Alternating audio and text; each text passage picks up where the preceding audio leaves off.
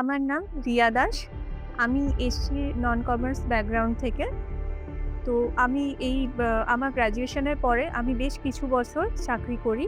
কিন্তু আমার মনে হয়েছে যে আ সেই প্রাইভেট চাকরির মধ্যে মানে ততটা সিকিউরিটি আমি পাচ্ছিলাম না।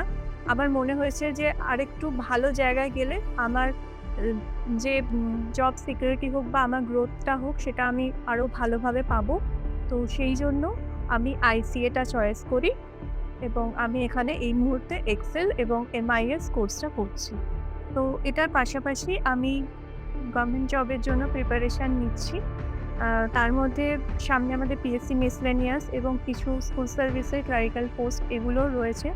যেখানে আমাদের অ্যাডমিনিস্ট্রেটিভ এবং অফিসিয়াল যে জব রয়েছে, তো তার মধ্যে আমাদের যে অ্যানালাইটিক্যাল এবং যে টেকনিক্যাল স্কিলগুলো প্রয়োজন, তো সেটা আমি এখানে ICA তে এই দুটো কোর্স করার কালীনই সেটা মানে আমাকে খুব হেল্প করছে যাতে আমার গ্রোথটা ফিউচারে গভর্নমেন্ট সার্ভিসে গেলেও আমার ভালো হয়।